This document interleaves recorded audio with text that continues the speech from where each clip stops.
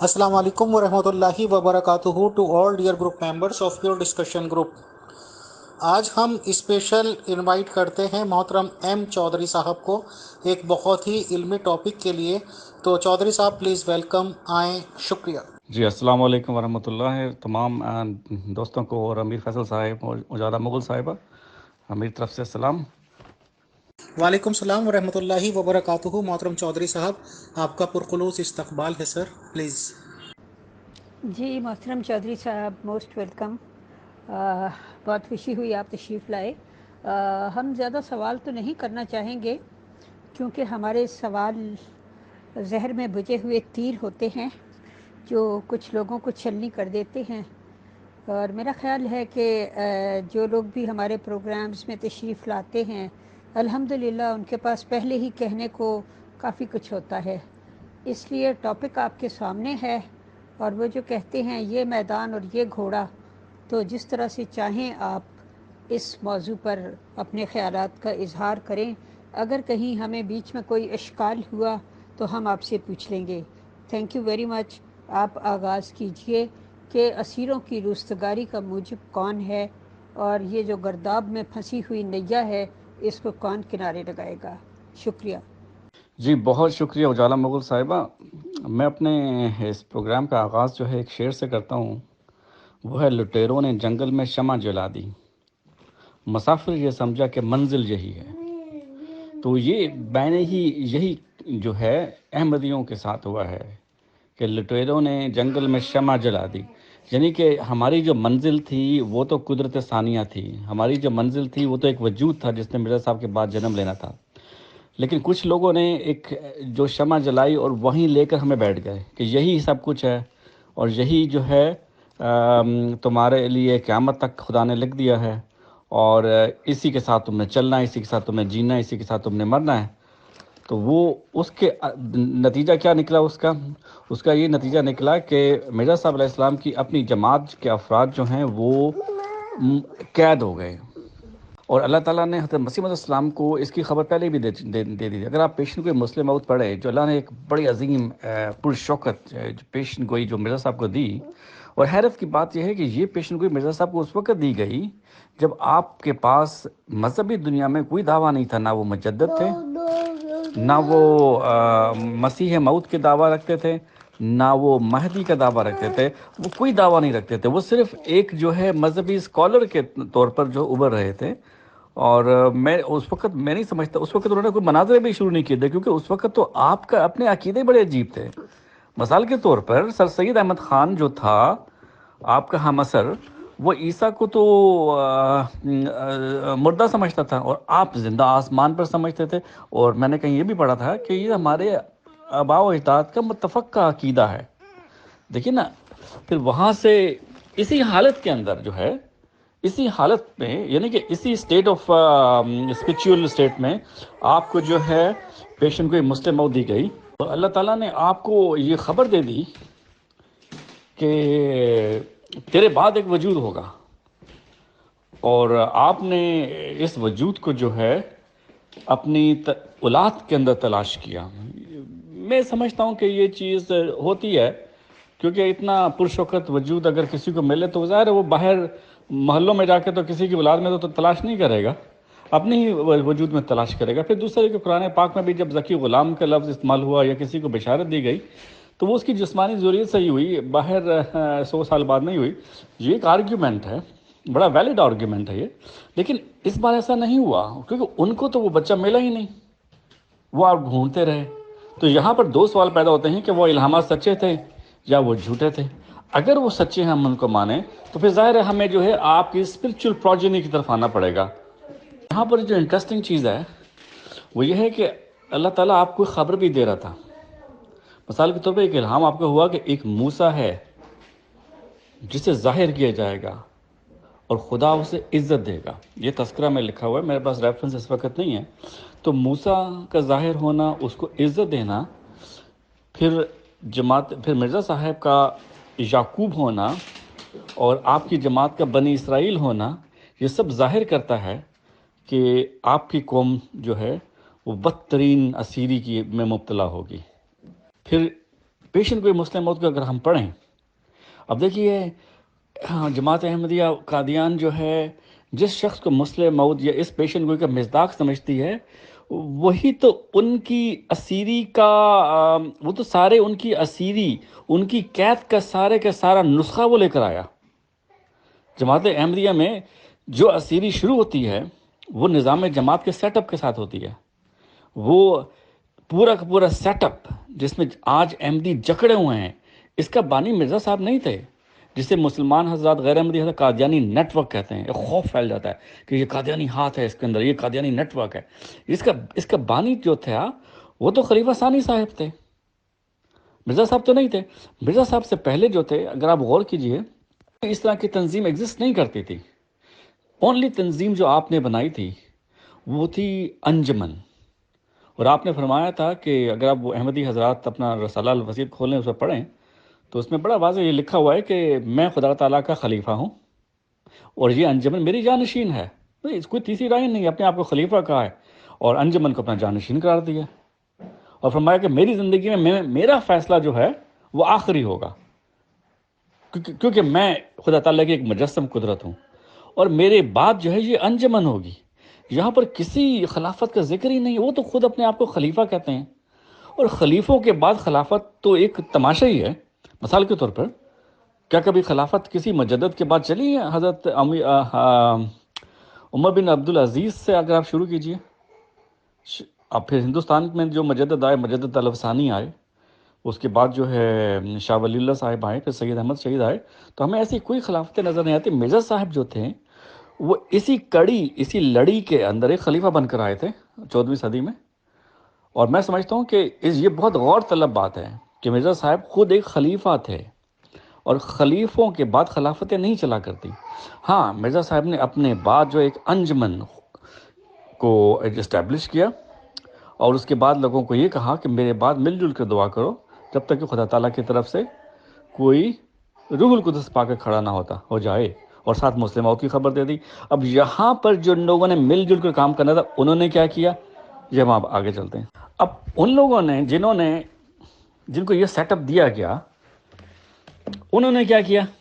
انہوں نے یہ کیا کہ لٹیروں نے جنگل میں شمع جلا دی، مسافر یہ سمجھا کہ منزل یہی ہے، ہم بیچارے غریب لوگ جو امام مہدی اور مسیح موعود کی تلاش کے اندر نکلے گھروں سے، ہمارے ماں باپ، ہمارے آباء و اجداد، وہ ان لٹیروں کے چنگل میں پھنس گئے اور اسی کو اپنی منزل سمجھ بیٹھے، اور وہیں ڈیرے ڈال دیے، اور اگلے تیار بیٹھے تھے پورے کے پورے سسٹم کے ساتھ۔ تو آج جماعت احمدیہ قادیان جو ہے، جو نقشہ پیش کرتی ہے، وہ ایسی جماعت، اگر آپ پوری مذاہب کا مطالعہ کر لیجئے، میں نے ابراہمک ریلیجن کا بہت تفصیل سے مطالعہ کیا ہے، یہودیوں سے لے کر پھر عیسائی اور مسیحی حضرت عیسیٰ علیہ السلام کا وقت آتا ہے، پھر اس کے بعد جو ہے رسول اللہ صلی اللہ علیہ وسلم، پھر اس کے بعد بھی مسلمانوں میں بھی بے شمار فرقے جماعتیں بنتے رہی ہیں، لیکن آپ کو ایسی جماعت کہیں آپ کو نہیں ملے گی۔ اگر کہیں آپ کو ملتی ہے تو وہ فرقہ آپ کو ملے گا یہودیوں کا، جو آج سے 2000 سال پہلے یروشلم کے اندر جو ہے ایک خاص فرقہ تھا، جس میں عیسیٰ علیہ السلام نازل کرتے ہیں۔ ان کا ایک خاص طرز معاشرت تھا، ایک خاص طرز عمل تھا، ان کا ایک خاص جو ہے سیٹ اپ تھا، ایک خاص نظام تھا، جس میں عیسیٰ علیہ السلام جو ہیں نزول فرماتے ہیں، اور اس نظام کے اندر عیسیٰ علیہ السلام کا ریجیکٹ ہونا سمجھ میں آتا ہے، خاص کر ہم لوگوں کو جنہوں نے احمدیہ نظام کا مطالعہ کیا ہے۔ یہ وہ نظام آج جو احمدیہ جماعت کے پاس جو نظام ہے، بے نہیں وہی کاپی ہے جو عیسیٰ علیہ السلام کے وقت میں یہودیوں کے اس خاص فرقے کے اندر تھا۔ آپ اس میں پڑھیں، بے شمار آپ کو نظر آئیں گی کس طرح ٹیکسیشن کا نظام تھا، کس طرح لوگ جکڑے ہوئے تھے، کس طرح لوگ جو ہیں ان کی زندگیاں جو کنٹرول ہوئی ہوتی تھیں، کس طرح جو ہے لوگوں کے جو معاشرتی اسپیکٹ ہوا کرتے تھے، ان معاشرتی اسپیکٹ کے اوپر جو ہے مذہبی جماعتیں ان کو کنٹرول کیا کرتی تھیں۔ تو حضرت زکریہ علیہ السلام خدا کے نبی تھے، وہ کیا کہتے تھے؟ وہ کہتے تھے میں تو کچھ نہیں کر سکتا، تمہارا جب کنگ آف جیوز آئے گا بس اسی آس میں بیٹھے رہو، وہ آئے گا تو کچھ کرے گا، میں نہیں کچھ کر سکتا. مطلب کہ وہ نبی تھا خدا کا، اس کا بیٹا یحییٰ وہ نبی تھا، اور جب عیسیٰ علیہ السلام آتے تو یحییٰ علیہ السلام نے اس کی شہادت دی تھی کہ وہ تمہارا مسیح آ گیا ہے، وہی کچھ کرے گا. پھر کیا ہوا وہ ایک الگ کہانی ہے. تو آج جماعت احمدیہ کو اس مقام پر پہنچانے میں، اور احمدیوں کی آج جو حالت ہے، اسیر کی جو حالت ہے، اس کی خبر خدا تعالیٰ نے مرزا صاحب کو پہلے دے دی تھی. پھر فرمایا کہ موسیٰ بھی ظاہر ہوگا. اب یہاں پر ہم ایک تھوڑا سا ہم ڈسکشن کو تھوڑا سا میں لے کے چلتا ہوں کہ اگر ہم یہ مان لیں کہ جماعت احمدیہ کہ مرزا صاحب علیہ السلام جو ہے وہ ابن مریم ہیں، جس کا دنیا انتظار کر رہی ہے، عیسائی یہودی مسلمان، وہ آئے اور 1908 میں 28 میں کہ وہ اس دنیا سے رخصت ہو گئے. امام مہدی علیہ السلام ہے، وہ آئے، وہ بھی رخصت ہو گئے، نبی بھی، وہ بھی رخصت ہو گئے. ٹھیک ہے، سارے ٹائٹل ہم دیکھتے ہیں. اب سوال یہ پیدا ہوتا ہے کہ آج کون ایسا شخص ہے، احمدی ہو یا غیر احمدی ہو یا مسلمان ہو، جو احمدیوں کی حالت کو دیکھ کر کہے کہ انہیں کسی مسئلے کی ضرورت نہیں ہے، انہیں کسی جو ہے نجات دہندہ کی ضرورت نہیں ہے. آج دنیا میں سب سے زیادہ نجات دہندہ کی کسی کو ضرورت ہے، وہ تو بیچارے احمدی ہیں. اور یہ سارے وجود تو یہ مان چکے ہیں، ساری پیشن کو یہ صندوقوں میں بند کر کے یہ رکھ چکے ہیں. تو ان کا بنے گا کیا، یہ سوال ہے. تو یہاں سے ہم آگے ڈسکس کرتے ہیں. تو آپ سوال کیجئے گا تو پھر انشاءاللہ اس کو آگے لے کے چلتے ہیں. جی چودھری صاحب، میں سن رہی تھی، بہت زبردست طریقے سے آپ نے اپنی بات کا آغاز کیا ہے. سوال تو صرف یہاں پہ یہی ہے کہ اب جب ہر ایک کو یہ اسیر دکھائی دے رہے ہیں، لیکن ان کو خود اپنی اسیری کا احساس نہیں ہے. جب صورتحال وہ ہو جائے کہ اب رہائی ملے گی تو مر جائیں گے، وہ کیا ہے، اتنے مانوس صیاد سے ہو گئے، اب رہائی ملے گی تو مر جائیں گے. تو یہ تو بالکل جس کو کہتے ہیں 3rd ڈگری سٹیج ہے.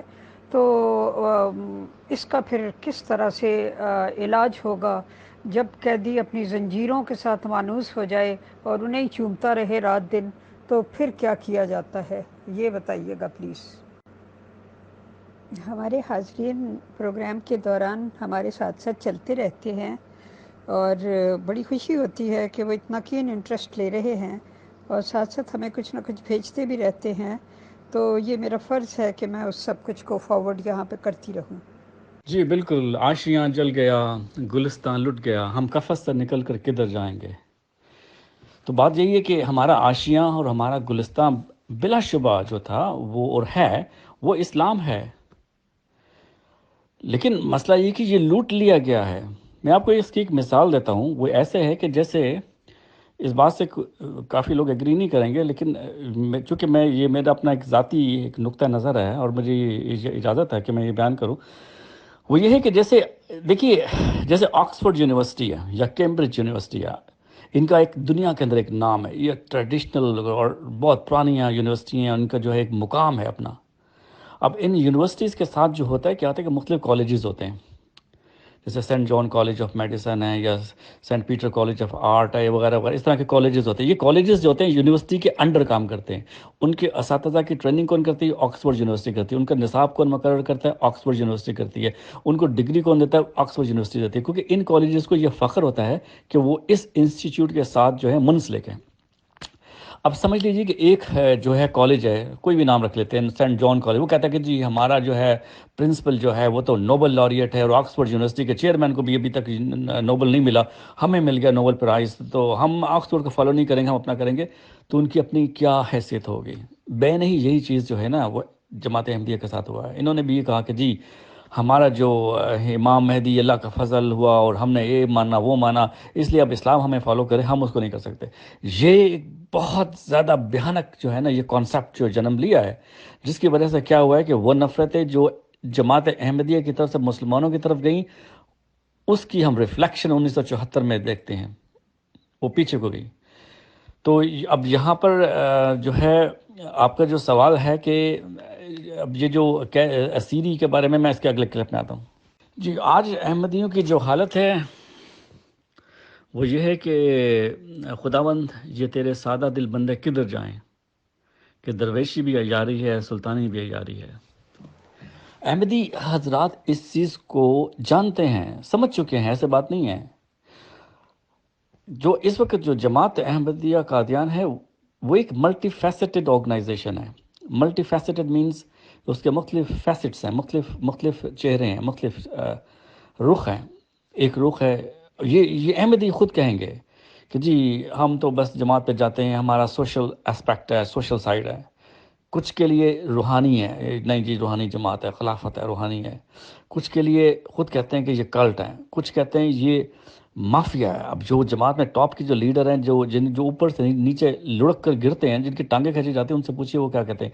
اب یہ ساری چیزیں آپ کو مسلمان غیر احمدی حضرات سے نہیں ملیں گی کہ یہ مافیا ہے، یہ احمدی حضرات، کیونکہ ان کو اندر کا پتہ ہے.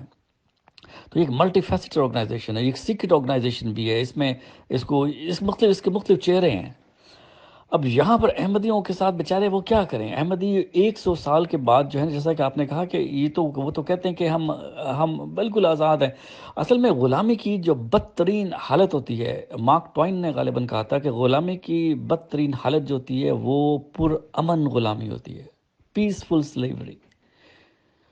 میں سمجھتا ہوں کہ اس سے بھی زیادہ خطرناک حالت جو ہوتی ہے پیسفل سلیوری سے، وہ حالت یہ ہوتی ہے کہ جب سلیو جو ہیں انہیں آپ صدائی ہوئے جانوروں کے اندر جو ہے تبدیل کر دیں. جیسے آپ نے دیکھا ریچھ، اب ریچھ ایک بڑا خطرناک جانور ہے. جی محترم، یہ جو آپ نے بتایا کہ جماعت نے چاہا کہ اب پورا عالم اسلام ہمیں فالو کرے بجائے اس کے کہ ہم اسلام کو فالو کریں، اس کو پلیز ذرا مزید وضاحت سے بیان کر دیجیے گا. Thank you. وہ ریلیشن شپ ہمیں کیا دیکھنے کو ملتی ہے، وہ یہ ہے کہ ریچھ جو ہے وہ اپنے آقا کے گلے لگ لگ کے روتا ہے، اور آقا جو ہے وہ راسکل مکار، اس کو صرف اور صرف اس کے مال سے غرض تھی. جب وہ ریچھ کو چھوڑتے ہیں تو ریچھ مڑ مڑ کے آقا کو دیکھتا ہے، آقا کو اس سے کوئی انٹرسٹ نہیں رہتا. اور تھرڈ پارٹی آبزرو کرتی ہے کہ ریچھ چلا جائے، پھر وہ ریچھ نظروں سے غائب ہو کر اپنے جنگل کی طرف چلا جاتا ہے، اور آقا اپنا پیسہ پکڑتا ہے چلا جاتا ہے. یہ وہ جو ہے آج ریلیشن شپ جو ہے ہمیں نظر آتی ہے اس جماعت کے اندر، جہاں پر صرف اور صرف جو ہے مال. جی محترم، میرا خیال ہے میں ساتھ ساتھ وہ سوال پوچھتی جاؤں جو میرے ذہن میں پیدا ہو رہے ہیں. یہ جو نماز جنازہ نہ پڑھنے کا مسئلہ تھا، اس کا آغاز کہاں سے ہوا؟ کیا یہ جو سیکنڈ خلافت تھی وہاں سے اس کو زیادہ شد و مت سے رائج کیا گیا، یا یہ مرزا غلام احمد قادیانی صاحب نے خود ہی اپنے فالورز کو منع کر دیا تھا کہ ہرگز وہ کسی دوسرے کا جنازہ نہ پڑھیں اور نہ ان کے امام کے پیچھے نماز پڑھیں؟ تو اس کا مطلب ہے کہ نفرت کا آغاز ان سے ہوا؟ پلیز اس کو واضح کیجیے گا. Thank you. مجھے اس میں صحیح علم نہیں ہے کہ اس کا آغاز ایگزیکٹلی جو ہے حضرت مسیح اسلام کے دور سے ہوا یا بعد میں ہوا، لیکن ہمیں اس کا وجود حضرت مسیح اسلام کے دور سے نہیں ملتا. لیکن اس کا جو میرے خیال سے جب نظام جماعت کا جو سیٹ اپ تھا وہ گریجول تھا، ایک دن میں نہیں ہوا تھا. وہ یہ آہستہ آہستہ چیزیں جو ڈیولپ ہوئی ہیں، کیونکہ یہاں پر مجھے کہیں پڑھنے کو یہ ملا تھا کہ جب احمدی حضرات ادھر ادھر چلے جاتے تھے نمازوں شمازوں کے لیے، تو پھر یہ تنظیمیں بنائی گئیں اور ان کو جکڑا گیا ان تنظیموں کے اندر، اور یہ کہا گیا کہ وہ اپنی تنظیموں کے پابند رہیں گے. کیونکہ پہلے یہ چیز ڈیولپ ہو رہی تھی خلیفہ ثانی کے ارلی ایج کے اندر کہ احمدی لوگ جو تھے وہ زیادہ ادھر ادھر ہر جگہ چلے جاتے تھے، کیونکہ ظاہر ہے لوگوں کے بڑے بڑے گاؤں جب احمدی ہوئے تو ہمارے گاؤں میں تو سیٹ اپ ایسا ہی ہوتا ہے. بلکہ ہمیں ابھی بھی ایسے لوگ ملتے ہیں جو پرانے زمانے میں جنہوں نے شادیاں کی، اس میں کوئی یہ چیز نہیں تھی کہ یہ احمدی ہے یا غیر احمدی ہے. تو یہ چیزیں بہت شدت کے ساتھ ڈیولپ ہوتی گئی جیسے جیسے نظام جماعت جو ہے وہ اسٹرانگ ہوتا گیا. یہاں پر ایک چیز میں واضح کرتا ہوں، یہاں پر یہ جو شعر میں خدمت دین کو ایک فضل الہی جانا، اس کے بدلے میں کبھی طالب انعام نہ ہو. یہ طالب انعام اصل میں در حقیقت دونوں قسم کے انعام کا یہاں پر ذکر ملتا ہے. خاص کر یہ انعام کہ اللہ سے کوئی انعام نہیں تم نے مانگنا، جو ہم دے دیں، لیکن اوپر نے نظریں نہیں کرنی، کیونکہ اوپر کے انعام اب صرف خاندان مسیح کے لیے ہی مقرر ہیں. جی محترم چودھری صاحب، بہت شکریہ. اگلا سوال میرا یہ ہے کہ جو لوگ بھی تب اس جماعت میں داخل ہوتے تھے مرزا صاحب کے زمانے میں یا اس کے بعد کے زمانوں میں، تو وہ داخل جب ہوتے ہیں تو ان کے سامنے صرف ایک بیعت فارم پیش کیا جاتا ہے جس میں 10 شرائط بیعت ہوتی ہیں، اور ساتھ کوئی استغفار وغیرہ پڑھ کے اور اپنے گزشتہ گناہوں سے تائب ہو کر وہ اس جماعت میں داخل ہوتے ہیں. باقی اگلی آڈیو. لیکن اس وقت ان پر کسی بھی طریقے سے یہ واضح نہیں کیا جاتا کہ اس جماعت میں داخل ہونے کے بعد آپ کو کون کون سی پابندیاں اور کون کون سی زنجیریں جو ہیں وہ آپ کو جکڑنے کے لیے استعمال کی جائیں گی. یعنی یہاں داخل ہونے کے بعد آپ اپنے ایک طرح سے رشتہ داروں عزیزوں سے کٹ جاؤ گے، آپ ان میں شادی بیاہ نہیں کر سکو گے، اور کیا کہتے ہیں اگر ان میں سے کوئی مر جائے تو آپ اس کی نماز جنازہ نہیں پڑھ سکو گے، اور آپ کا ایک الگ سے نئے بالکل ایک آپ کی زندگی ایک ڈیفرنٹ قسم کے پیٹرن پر کھڑی ہوگی، جس میں دوسرے لوگوں کو حقیر سمجھنا اور اپنے آپ کو اعلیٰ و عرفہ سمجھنا جو ہے وہ بڑا امپورٹنٹ ہے.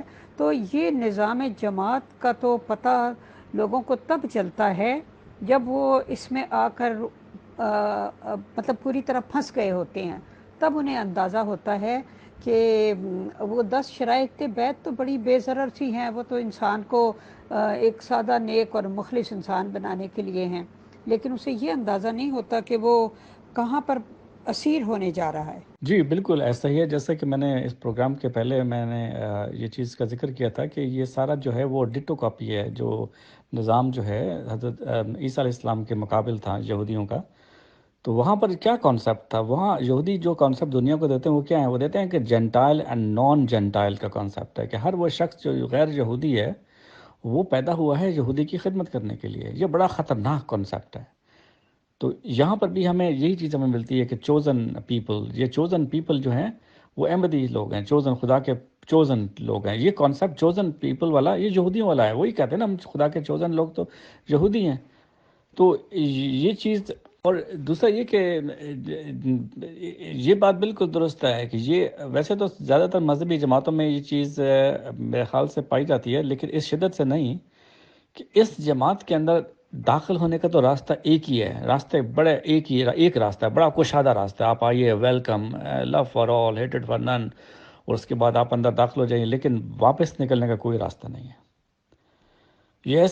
میں ایک لیکچرز پڑھ رہا تھا رابرٹ لفٹن، اگر آپ کے پاس کبھی وقت ملے تو یہ ضرور پڑھیے گا.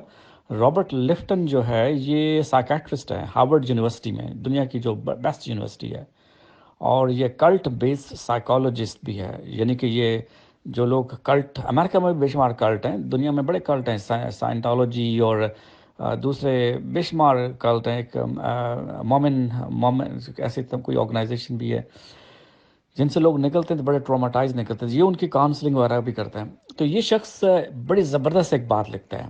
یہ کہتا ہے، رابرٹ لفٹن کہتا ہے کہ جو لوگ کسی کلٹ کے اندر پھنسے ہوتے ہیں انہیں نہیں معلوم ہوتا کہ وہ کسی کلٹ کے اندر ہیں اس وقت تک جب تک کہ وہ ایسے سائن ظاہر نہیں کرتے جس سے یہ ظاہر ہو کہ وہ اس کلٹ سے بیزار ہو چکے ہیں اور اس سے نکلنا چاہتے ہیں. تب پوری کی پوری مشینری جو ہے ان کے خلاف جو ایکٹیویٹ ہو جاتی ہے. تو یہ پہلا دھچکا ہوتا ہے جو اسے لگتا ہے.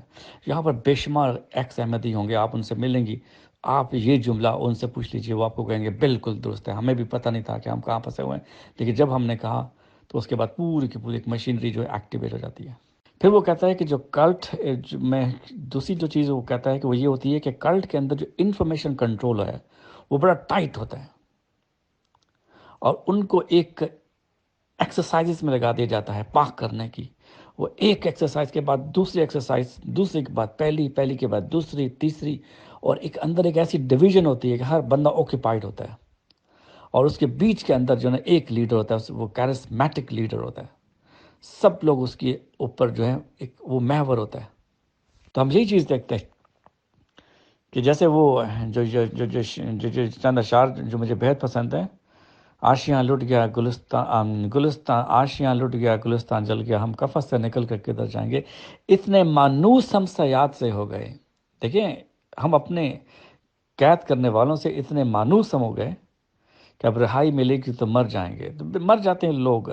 اب خدا کا شکر ہے کہ لوگوں میں اتنی ہمت ہے کہ وہ میڈیا میں آ کر بڑے فخر سے کہتے ہیں کہ ہم نے چھوڑ دیا، بڑے فخر سے کہتے ہیں کہ دیکھو ہم آزاد ہو گئے، اب ہم نے چھوڑ دیا، فلانا ایسا تھا، فلانا ایسا تھا، فلانا ایسا تھا، اس نے یہ کیا، اس نے وہ کیا۔ یہ سوشل، یہ وقت ہوتا ہے، ٹائم ہوتا ہے، یہ ہر چیز کا ایک وقت ہوتا ہے۔ میں کہیں یہ پڑھ رہا تھا تو کسی نے یہ کہا تھا کہ جتنے بھی جو موروثی سلطنتیں ہوتی ہیں، موروثی خلافتیں ہوتی ہیں، وہ چوتھی کے بعد دم توڑنا شروع کر دیتی ہیں۔ جی محترم چودھری صاحب، بہت شکریہ۔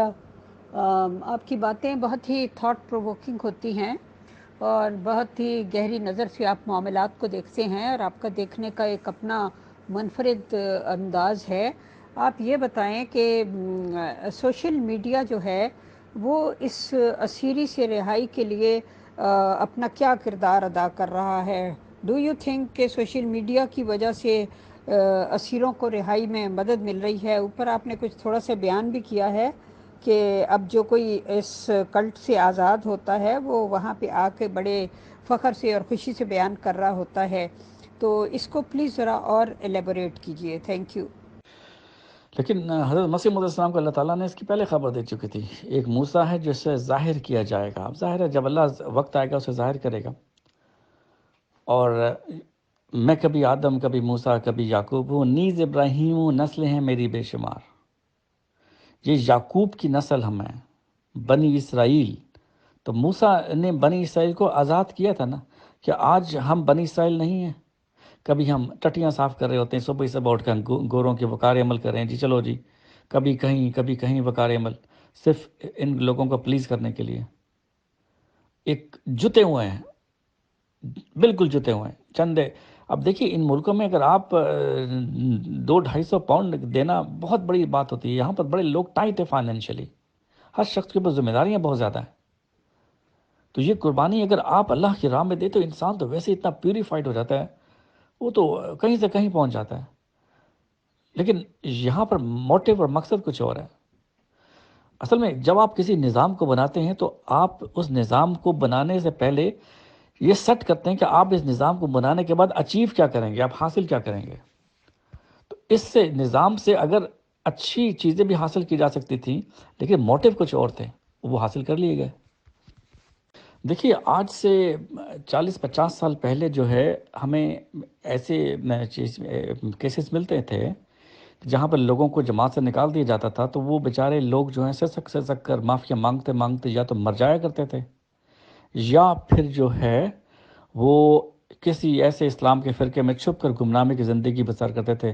نہ تو مسلمانوں کو خبر ہونے دیتے تھے کہ ہم کسی زمانے میں احمدی تھے، اور نہ احمدیوں کو بتاتے تھے کہ ہم کسی زمانے میں تمہارے ممبر تھے۔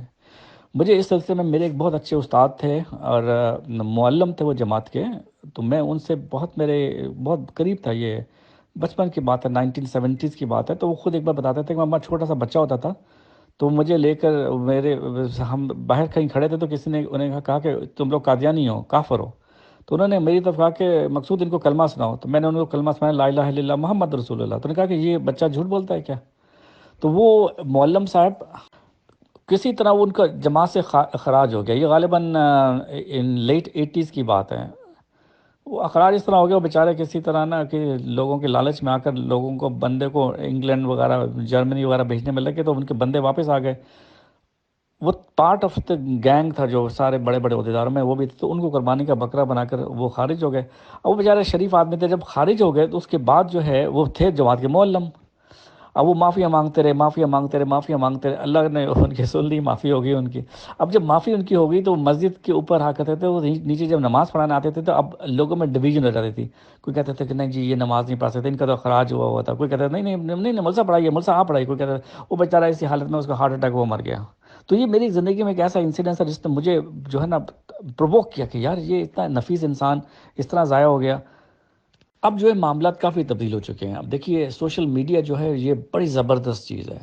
پہلے جو انفارمیشن، جیسے جماعتوں کے اندر انفارمیشن کنٹرول ہوتی تھی، اسی طرح ورلڈ کے اندر بھی انٹرنیشنل انفارمیشن کنٹرول ہوتی ہے، ملک کی لیول پر انٹرنیشنل انفارمیشن کنٹرول ہوتی ہے۔ کسی حد تک تو درست انفارمیشن کا کنٹرول ہونا، بے لگام انفارمیشن جو ہے وہ خطرناک ہوتی ہے، نسلیں خراب ہو جاتی ہیں اس سے۔ لیکن آج جو ہے انفارمیشن بالکل اوپن ہو چکی ہے. اگر آپ فرض کریں کہ جی آپ کہتے ہیں کہ جی حضرت مسیح موعود کوئی فرض کریں کہ کوئی مسلمہ غیر احمدی کہتا ہے کہ جی مرزا صاحب نے کشتی نوح میں لکھا ہے کہ میں عیسیٰ اس لیے بنا، میں حاملہ ہو گیا، پھر حمل میرا چلا، پھر اس کے بعد جو ہے میرے اندر سے میں عیسیٰ کی روح ڈالی گی، پھر عیسیٰ پیدا ہو گیا، میں عیسیٰ ہوں. ہم کہتے تھے یار یہ کیا، یہ تو مرزا صاحب نے کبھی لکھا ہی نہیں. وہ کہتا ہے جی یہ لیجیے، کلک کیا آپ نے، جی یہ لکھا ہوا ہے سامنے، جی یہ آپ کے سامنے کتاب پوری آپ کی پڑھی ہوئی ہے. تو اب اتنا جو ایکسیس آف انفارمیشن جو بڑا ایزی ہو گیا ہے. تو پہلے لوگ جو سسک کے مر جاتے تھے یا گلے میں تختیاں لگا کر معافی مانگتے رہتے تھے، جی احباب جماعت میرے لیے دعا کریں، جی مجھے معافی ہو جائے، جی میرا آقا مجھ سے ناراض ہو گیا جی. اب وہ لوگ جو ہیں میڈیا پہ آتے ہیں، کہتے ہیں کہ جی ختم، ہم نے یہ مسئلہ ہم نے چھوڑ دیا ہے. میں اس بات پہ غور کر رہا تھا کہ دیکھیے جن احمدیوں نے جماعت کو چھوڑا ہے یا احمدیت کو چھوڑا ہے، کچھ بھی کہہ لیجئے، کبھی آپ ان سے ایک بات پوچھیے کہ آپ نے احمدیت کو چھوڑ دیا، کیا کبھی آپ کو احمدیت میں رہنا یاد آتا ہے؟ صرف یہ ان سے پوچھیے. ان میں سے اکثر کہیں گے کہ نہیں، سوائے تکلیف دہ یادوں کے کچھ بھی نہیں ہے. میں نے 25 سال پہلے پاکستان چھوڑا.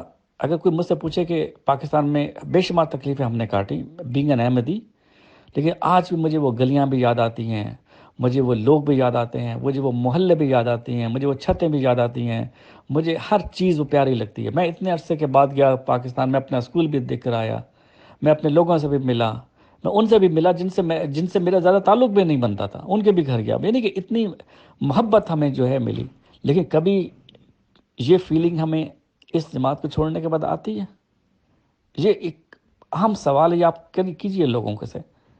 شاید ہی کوئی ایسا ہوگا جو کہے گا نہیں نہیں ہم سے جو ہے، اس لیے کہ جب اندر کی دنیا سے آپ باہر نکلتے تو آپ کو پتہ چلتا دنیا کیا ہے، آپ کہاں پر پھنسے ہوئے تھے. یہ ایک سوال بڑا اچھا کیا کہ آخر جماعت احمدیہ کی تشکیل سے کیا تبدیلیاں دیکھنے میں آئیں. میں نے یہ کہیں پڑھا ہے کہ حضرت مسیح السلام نے بھی یہی لکھا ہے کہ ہم اپنی جماعت کا نام احمدیہ فرقہ بڑی تکلیف کے ساتھ رکھ رہے ہیں تاکہ ہم پہچانے جائیں، ادروائز اس کی ضرورت نہیں ہے. اور میں ذاتی طور پر یہ سمجھتا ہوں کہ اگر ہر مجدد اپنی جماعتیں بنا کر بیٹھ جائے تو سوائے تفرقے بازی کا کچھ بھی نہیں رہے گا، کیونکہ ہر مجدد اپنے ہی مجدد کو پکڑے گا، اگلے کو نہیں پکڑے گا.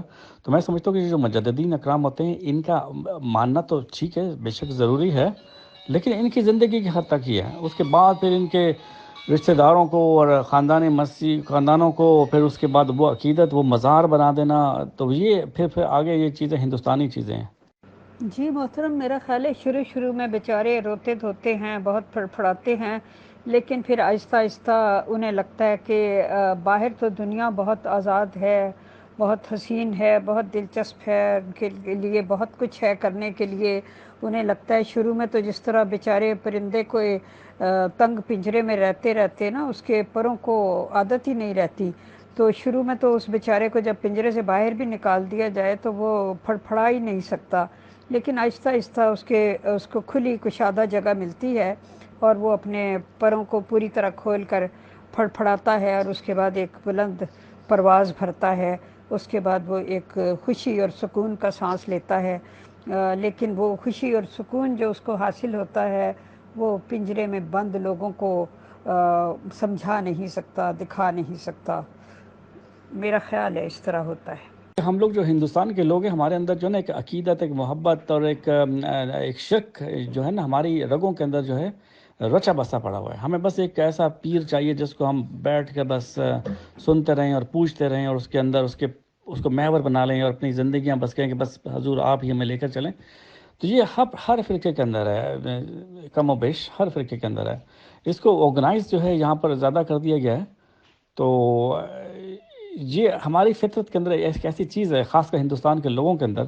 دنیا کے دوسرے ممالک میں یہ چیزیں حیرت انگیز طور پر ہمیں نہیں ملتی. مثال کے طور پر ٹرکی میں چلے جائیے، سیریا یا دوسرے ممالک میں اور سعودی میں بھی شخصیت پرستی والی چیزیں جو ہیں وہ نہیں ہیں. جی محترم، میرا خیال ہے اس میں آپ کو مخاطب کیا گیا ہے. اس ممبر نے لکھا ہے کہ کلٹ کا تو بڑا ذکر کر رہے ہیں، کلٹ کے بانی کا ذکر آتا ہے تو وہاں خاموشی چھا جاتی ہے. آپ بھی عقیدت اور شخصیت پرستی سے دوچار ہیں اور یہ کہنے کی جرات نہیں رکھتے کہ کلٹ کے بانی بھی اسی طرح مجرم ہیں جیسا کہ باقی آنے والے نام نہاد خلیفہ. اس کا بھی جواب دیجئے. سوری، میں وہ جو اوپر میسیجز آئے تھے ان کو پڑھ نہیں سکی کہ وہ بھی ریکارڈ کا حصہ بن جاتے، لیکن خیر بعد میں پڑھ دیتی ہوں. کسی نے سوال کیا کہ کلٹ کا ذکر کریں، تو یہ جو کلٹ فارمیشن ہوا تھا یہ تو حضرت مسیح السلام سے نہیں کیا تھا، وہاں تو اس وقت تو جماعت بڑی اوپن تھی، اور میں نے دیکھا ایون کہ حکیم نور الدین صاحب کے زمانے تک جو ہے ایسا کچھ نہیں تھا، اور اس وقت جماعت نے بہت ترقی کی تھی۔ خواجہ کمال الدین لندن تک پہنچے ہوئے تھے، واکنگ مسجد میں کی بنیاد میں ان کا بہت بڑا کنٹریبیوشن تھا، اور ایک غالباً ایک انگریز تھا بڑے لارڈ، وہ احمدی مسلمان، ان کے ہاتھوں مسلمان ہوا، اور عبد الرحمن مصری جیسے شخص جو ہے مصر سے جا کے تعلیم حاصل کر کے آتا ہے، تو وہ تو اس وقت زبردست معاملے چل رہے تھے بغیر اس کے اسی سیٹ اپ کے، اس وقت تو کوئی کلٹ ولٹ نہیں تھا۔ ہم نہیں کہہ سکتے کہ مسیح السلام کے زمانے میں کوئی اس طرح کا کلٹ بن چکا تھا، یہاں پر اس کا کوئی ثبوت نہیں ملتا اس وقت، کیونکہ کلٹ کے لیے جو ہے نا وہ سب سے پہلی چیز انفارمیشن کنٹرول بہت ضروری ہے۔ دوسرا یہ کہ شخصیت پرستی جو ہے، میں نے جیسے کہ ہر بار میں کہتا ہوں کہ ہم ہندوستانی لوگوں میں شخصیت پرستی تو رچی ہوئی ہے، وہ تو ہوگی، تو کلٹ فارمیشن والی چیز نہیں تھی۔ مسلمان لوگ، احمدی جو لوگ جو تھے وہ آزاد تھے اس وقت، اور جیسا کہ میں نے لکھا ہے کہ اس کا ثبوت ہے، اور میں نہیں سمجھتا کہ اگر جہاں تک لاہور جماعت ہے ان میں کتنا کلٹ فارمیشن آیا ہے، مجھے اس کا علم نہیں ہے۔ یہ سوال اگر ملک صاحب سے کریں تو وہ زیادہ اس کا اچھا جواب دیں گے، کیونکہ جہاں کلٹ میں جہاں پر کنٹرولنگ نہیں ہوگی وہاں کلٹ نہیں بن سکتا، یہاں کنٹرولنگ بہت زیادہ ہے، یہاں تو بندہ ہل ہی نہیں سکتا۔ جی محترم، یہ اوپر جو ہمارے ایک اور ممبر کا میسج تھا، ان کے میسج پر کسی اور ممبر نے اپنے کمنٹس بھیجے ہیں کہ ان کو کہیں اپنے نانا، ان کے نانا جو کچھ بھی تھے ان کے ساتھ لفظ صحابی نہ لگائیں، نہ ان کے ساتھ رضی اللہ لگائیں، کچھ اللہ کا خوف کریں۔ جی محترم، انہوں نے لکھا ہے کہ رضی اللہ کیا لگاؤں، جس سے بندے راضی نہ ہوں اس سے اللہ نے کیا راضی ہونا ہے۔ جی محترم چودھری صاحب، سوال اور بھی ہیں، میرے اپنے سوال بھی ہیں، لیکن بیک ونڈوز پہ میسیجز کا بہت رش ہے، میں ذرا ادھر بھی نظر مار لوں۔ اسیروں کی رہائی میں رکاوٹ ڈالنے میں بنیادی طور پر رشتہ دار ہی سب سے بڑی رکاوٹ ہے۔ اس کی بنیادی وجہ یہی ہے کہ برین واشنگ کامیاب طریقے سے کی گئی ہے، اس لیے بہت زیادہ مزاحمت کا سامنا کرنا پڑتا ہے جو اس قید سے رہائی چاہتے ہیں۔ اس بارے میں بھی اپنے کمنٹس دیجئے محترم چودھری صاحب۔ دیکھیے بات یہ ہے کہ جو ہم جماعت احمدیہ میں جو زیادہ تر لوگ ہیں وہ پنجابی لوگ ہیں، پنجابی حضرات ہیں، اور پنجابیوں کے جو کنبے ہوتے ہیں بڑے بڑے ہوتے ہیں، اور جماعت میں بھی ایسی طریقے نہیں ہیں کہ زیادہ سے زیادہ اولاد پیدا کرو۔ اب جہاں پر کنبے بڑے بڑے ہوں گے، رشتہ داریاں ہوں گی، تو وہاں سے اٹھنا ہی بڑا مشکل ہو جاتا ہے۔ لوگ بیچارے ساری زندگی، میں پچھلے دنوں ایک خاتون کو جو آپ ہی کی فورم پہ آئی تھی، میرا نام غفار صاحبہ تھی، تو انہوں نے دیکھی وہ ربوہ کے رہنے والی تھی، انہوں نے سارا لکھا، بڑی ایمانداری کے ساتھ انہوں نے جو ہے ساری باتیں کہی ہیں، وہ بالکل درست ہے کہ کس طرح جو ہے اس قدر اذیت اندر عورتیں یہ کہتی ہیں کہ بس ساڈا سیکی کری، ساڈا اللہ ہی مالک ہے۔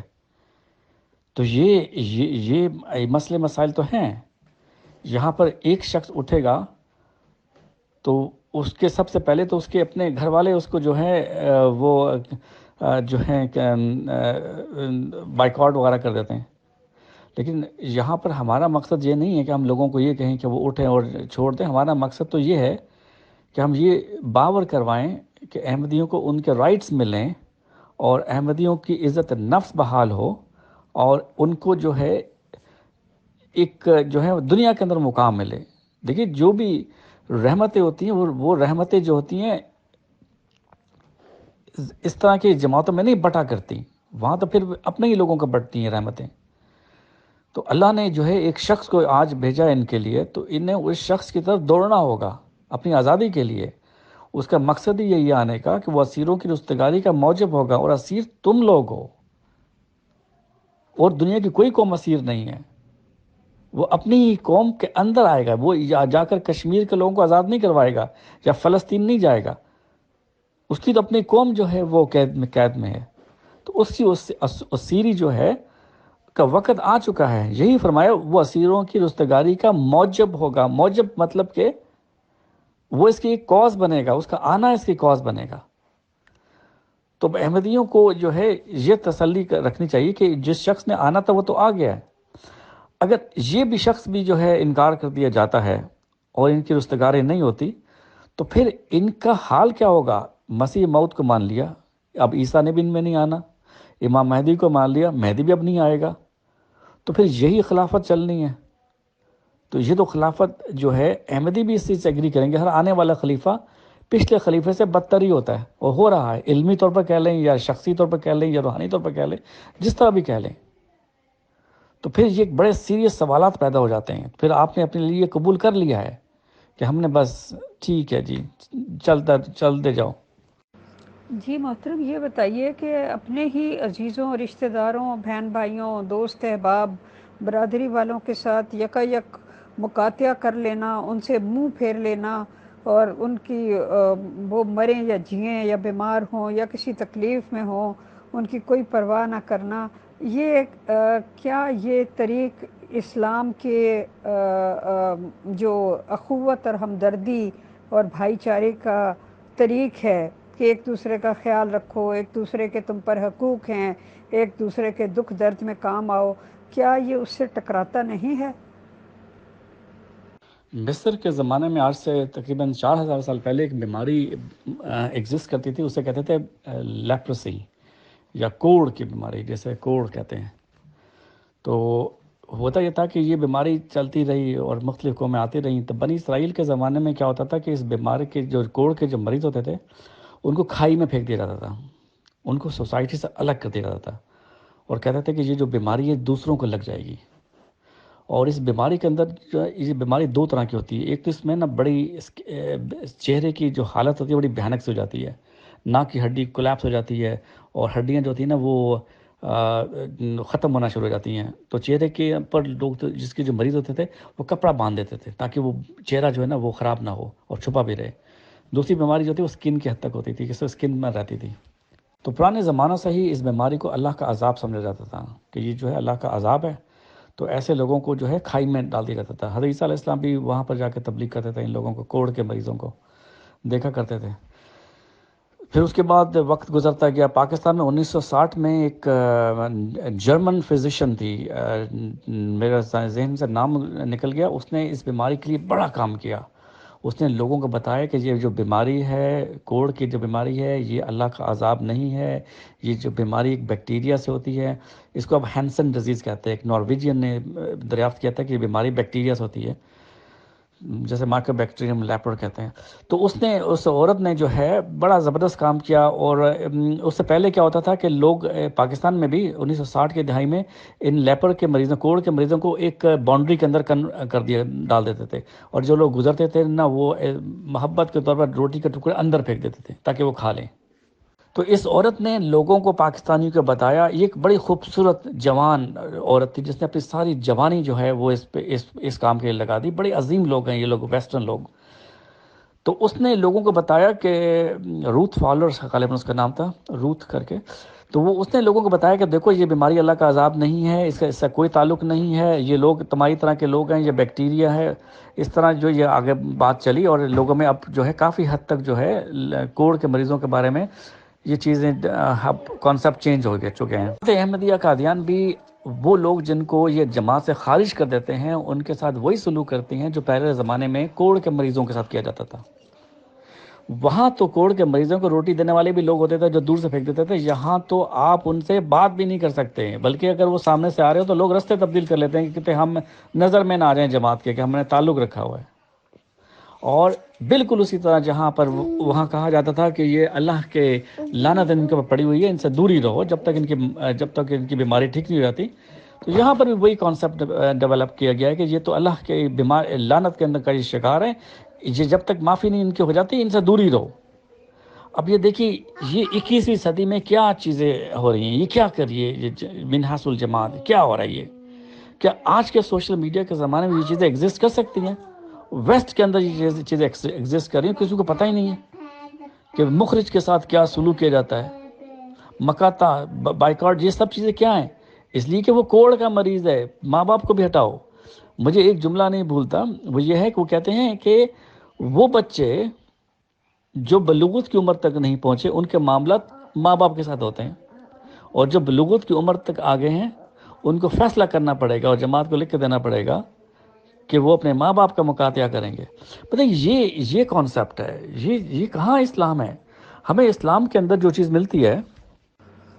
جی محترم، اگلا سوال یہ ہے کہ گویا آپ یہ سمجھتے ہیں کہ بانی جماعت احمدیہ معصوم ہیں اور ان بیچاروں کو اللہ کی طرف سے خبر ہی نہ ہوئی کہ آگے جا کے یہ جماعت کلٹ میں تبدیل ہو جائے گی، اور وہ بھی ان کے اپنے صاحبزادے کے ہاتھوں. اب اس پر سبحان اللہ ہی کہا جا سکتا ہے. وہ یہ ہے کہ رسول اللہ صلی اللہ علیہ وسلم اور آپ کے صحابہ کا شیب ابی طالب کی گھاٹی کے اندر جو ہے سوشل بائک آؤٹ کیا گیا تھا، ان کو محصور کر دیا گیا تھا. یہ ہمیں ملتا ہے. لیکن جماعت کے افراد جو ہیں اس کو جسٹیفائی کیسے کرتے ہیں؟ وہ کہتے ہیں کہ جی فلانی فلانی فلانی فلانی جنگ پہ یا جہاد پر جو ہے ایک صحابی نہیں آئے تھے تو آپ نے اس کا مکاتہ کیا تھا، اور اس کے پر پورے کے پورے جو ہے انہوں نے مکاتے بنا ڈالے. کس طرح چیزوں کو مس انٹرپریٹ اپنے مفادات کے لیے کیا جاتا ہے. نہیں، یہ بات کہنا کہ اس پر سبحان اللہ ہی کہا جا سکتا ہے کہ ان کو علم ہی نہیں ہوا، تو ان کو تو علم ہو چکا تھا. میں آپ کو بتاتا ہوں، تذکرہ میں اللہ تعالیٰ نے مرزا صاحب کو بتا دیا تھا. آپ فرماتے ہیں ان علماء نے میرے گھر کو بدل ڈالا، ان علماء نے میرے گھر کو بدل ڈالا، میری عبادت گاہ میں ان کے چولہے ہیں، میری پرستش کی جگہ پہ ان کے پیالے اور ٹھوٹیاں رکھی ہوئی ہیں، اور چوہوں کی طرح میرے ہی نبی کی حدیثوں کو کتر رہے ہیں. اب دیکھیے مرزا صاحب کو اللہ نے بتا دیا تھا، یہاں پر تو سارا یہ سیٹ اپ آپ کو جماعت کا ہے، عبادت گاہ، چولہے، مربی ہاؤسز اور ٹھوٹیاں، چائے، سارے چوہوں کی طرح میرے نبی کی حدیثوں کو اتر رہے ہیں. پھر اسی طرح پیش ہوئے مسلموں پہ اللہ نے فرما دیا کہ جو ہے احمدیوں کی جو حالت کا نقشہ ہے وہ تو اس میں کھینچ دیا گیا ہے. تو بعض اوقات جو ملہم ہوتا ہے اللہ تعالیٰ اس کو وہ علم نہیں دیتا جو اگلے وقت کے بارے میں ہوتا ہے. وہ اگلے وقتوں میں چیزیں کھلتی ہیں.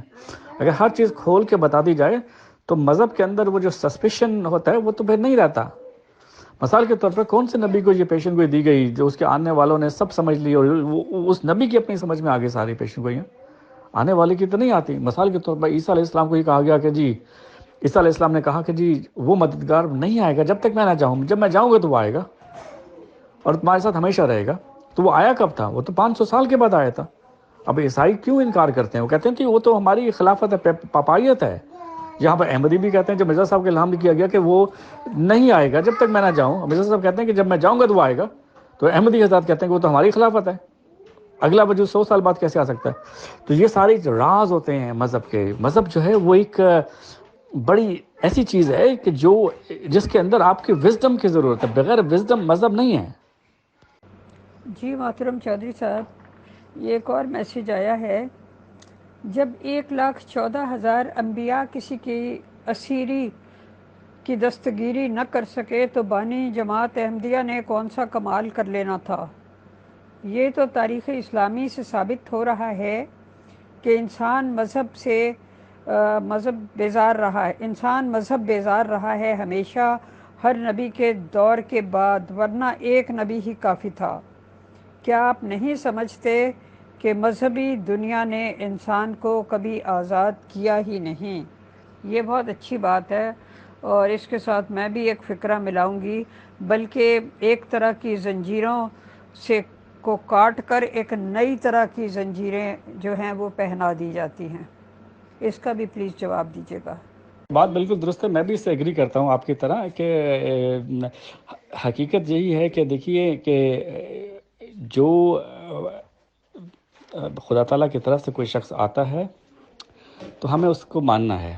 وہ اس لیے کہ یہ ایک ڈیوائن کانٹریکٹ ہے انسان کا اور خدا تعالیٰ کے بیچ میں. جو سب سے قدیم معاہدہ ہوا تھا وہ ہے وہ الہی معاہدہ.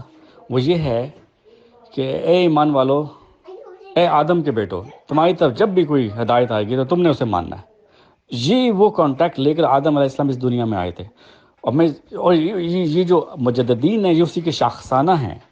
اللہ کے رسول نے اپنی امت کے لیے لفظ مجدد دین کا استعمال کیا ہے کہ میرے بعد مجددین کا سلسلہ چلے گا. ان کا مقام وہی ہے جو بنی اسرائیل کے انبیاء کا مقام ہے. تو یہاں پر جو ہے جہاں تک یہ آتے ہیں یہ اپنی تعلیمات سے روشن کر دیتے ہیں، تجدید کر دیتے ہیں. باقی یہ کہ ان کے معاملے جو خراب ہوتے ہیں وہ ان کے بعد ہوتے ہیں. پھر لوگ ان کے جو ہے نا پاؤں شاؤں پکڑ کے ان کے بیٹھ جاتے ہیں، اپنے آپ کو خود وہ قید کر لیتے ہیں، کیونکہ یہ وہ لوگ ہوتے ہیں جو بعد میں جو ہے نا، کیونکہ ایک بات یاد رکھیے گا، اللہ تعالیٰ کا طرف سے جب بھی کوئی آتا ہے، غالباً جیسے عیسیٰ علیہ السلام کا قول تھا کہ ہر آنے والا ہر نبی اپنے زمانے میں اپنے لوگوں میں جو ہے وہ رسوا ہوتا ہے، آنے والا زمانہ جو ہے اس کو بناتا ہے اور اس کو کہیں سے کہیں بنا دیتا ہے۔ آج عیسیٰ علیہ السلام جو کچھ بنے ہوئے ہیں، اس زمانے میں تو کسی کو سمجھ بھی نہیں آتے تھے، وہ 14 افراد سے زیادہ تو کوئی بھی نہیں تھے ماننے والے۔ لیکن ایسا ہے کہ عام آدمی جو اتنی وزڈم نہیں رکھتا اور نہ ہی اتنا مطالعہ کر سکتا ہے، اس کا یہ ہوتا ہے کہ وہ پھر مذہبی ٹھیکیداروں کے چنگل میں پھنس جاتا ہے اور ساری زندگی ایک سودائے ہوئے بندر کی طرح ان کی ڈگڈگی پہ ناچتا رہتا ہے۔ اس بارے میں آپ کیا فرماتے ہیں؟ وہ بیچارہ اتنی وزڈم کہاں سے لائے کہ خود ان باریک رازوں کو حل کرے جو کہ اکثریت کی سمجھ سے بالا ہوتے ہیں؟ یہ تو انسان کو خود سوچنا چاہیے کہ مذہب جو ہے وہ تو بڑا سیدھا سادہ سا ہے، قال لا الہ الا اللہ فقد دخل جنت من ترک الصلاۃ متعمدا فقد کفر۔ یہ سارا مذہب، یہ دو آرک ہیں، اوپر کے آرک ہے، جس نے کہا لا الہ الا اللہ وہ جنت میں داخل ہو گئی، اس کو خوشخبری مل گئی، اور پھر نماز کی اہمیت بیان کر دی گئی۔ اب یہاں پر تو کہیں نہیں کہا گیا کہ جی فلانے کے ٹانگیں پکڑ کے بیٹھ رہے ہو تو فلانا دو چندہ دو، فلانے دو، فلانا دو، فلانا دو۔ وہ تو پھر ہمارے اپنے سیٹ اپس ہیں جو ہماری اپنی ضرورت کے مطابق ہوتے ہیں، ان کے اوپر ایسے قابض ہو جانا اور ایسے چلنا ان کے ساتھ، ان کو مذہب کا درجہ دے دینا، یہ پھر آگے مذہب جو ہے وہ مس یوز میں کہہ سکتا ہوں۔ میں ان کے لیے میں یہی کہوں گا کہ دیکھیے، اللہ کے رسول نے جو آخری خطبہ دیا تھا وہ ایک ہمارے لیے ایک بہت ہی بڑی جو ہے نا مشعل راہ ہے ہمارے لیے ہونا چاہیے۔ اس کے اندر سارا ضابطہ حیات بیان کر دیا گیا ہے، دین مکمل ہو چکا ہے، دین میں کوئی اضافہ نہیں ہو سکتا۔ اس کے بعد جو بھی لوگ آتے ہیں دین کے اندر کسی بھی نام سے، تو وہ ان کی غلامی میں آ سکتے ہیں، انہی کی سلسلے کی خدمت کے لیے آ سکتے ہیں۔ اور لیکن میں نے جیسے پہلے کہا تھا کہ ہمارا مقصد مطلب یہ ہمارا جو ہم ہندوستانی لوگ ہوتے ہیں، ہم شخصیت پرستی کا شکار ہو جاتے ہیں اور وہاں سے جو ہے معاملات جو ہیں خراب ہونا شروع ہو جاتے ہیں۔ تو اس کا تو حل کوئی بھی نہیں ہے، اس کا حل کوئی بھی نہیں ہے۔ میں ذاتی طور پر سمجھتا ہوں کہ سب سے زیادہ مسئلے جو خراب ہوئے ہیں وہ یہ ہوتے ہیں کہ جب لوگ کسی کی پیر فقیر کی بیعت لے کے بیٹھ جاتے ہیں۔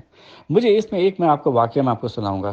میں ہاؤس جاب کر رہا تھا، میں جب ڈاکٹر بنا تو میری ہاؤس جاب چل رہی تھی، تو میرے پاس ایک نوجوان لڑکا کو 35-40 سال بھی اس کی عمر نہیں تھی، وہ آیا ایڈمٹ ہوا میرے انڈر، اس کو سٹروک ہو گیا تھا۔ 35-40 سال میں سٹروک نہیں ہوا کرتے، بڑا ینگ لڑکا، اس کو سٹروک ہوا اور اس کی بیوی روتی چلی آتی تھی۔